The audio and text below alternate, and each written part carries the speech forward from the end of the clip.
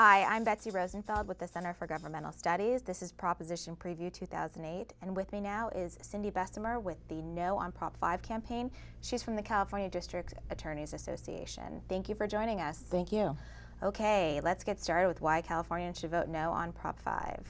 Because this will allow violent offenders who commit violent crimes to go to drug treatment without doing any jail time. It will allow other offenders to go to drug treatment programs that don't require them to stop using drugs. And it will lock in funding on an annual basis that neither our legislature nor our governor can decrease. You're with the California District Attorneys Association. Can you tell me some of the coalition with you against this measure?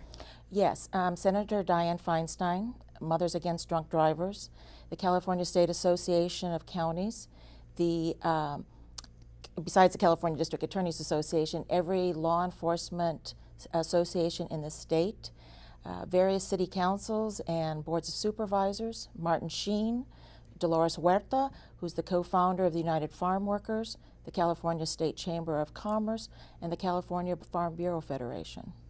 Great, okay, so it's important, there's so many measures on the ballot this year. Can you go through very simply and line out what the most important arguments are against Prop 5?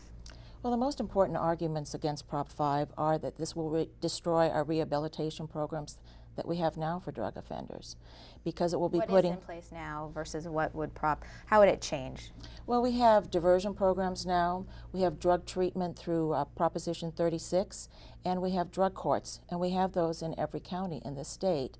And the drug courts especially have been very effective and were cited by the Little Hoover Commission as being among the most successful treatment programs that we have. This one will, in fact, destroy what our drug courts do and what our drug courts are able to do, because it'll basically say that if you get high or if you have drugs on you when you commit a crime, we're going to send you to drug treatment and you're not going to have to do any jail time. So what would you say to your opponents? I think that was a bit of what you would have said, but can you, what is their spin versus how would you address their concerns? Well, I think that their arguments that they're putting forth are false and misleading, because they lead people to think that they're going to be helping nonviolent offenders when we already have treatment for nonviolent offenders.